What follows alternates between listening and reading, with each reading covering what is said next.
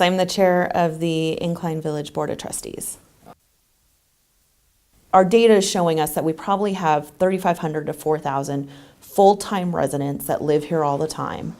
During the peak months in the summer, our population swells to almost 12,000 people. And during the summer is when we are most likely to have a fire event or a catastrophic event. That's a lot of people to try and reach and to communicate with for an evacuation.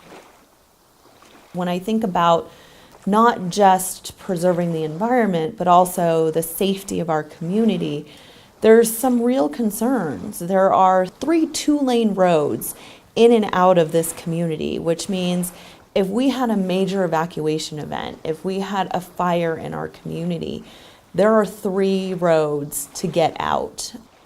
IVGID has worked very hard with Washoe County, TRPA, Search and Rescue, to kind of stage massive evacuations from our community. And I've been fortunate enough to participate in 2 so far, and the plan right now is to continue the public education related to, if we were to have a disaster, here would be our evacuation plan. And I think that really speaks to the public safety organizations that we have here in our community. And quite frankly, North Lake Tahoe Fire Protection District, our fire department here in town, has kind of been leading that charge. In terms of the property that IVGID owns in particular, a lot of what we own is open space. If you think about the beaches and Aspen Grove, and we do have the rec center, but we have a lot of open space around the rec center.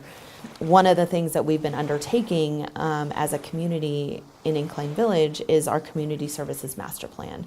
And we define community services all of our recreation. So beaches, golf, tennis, rec center, ski, it falls under the umbrella of community services. And when you look at the surveys that we've done, what people most want are open trails. It's obvious that our community appreciates the environment that we live in.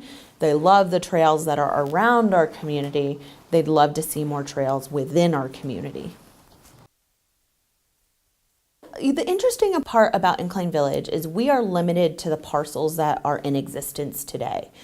On every parcel, right, there's a limited amount that you can cover, either by building or by asphalt for a driveway or parking lot.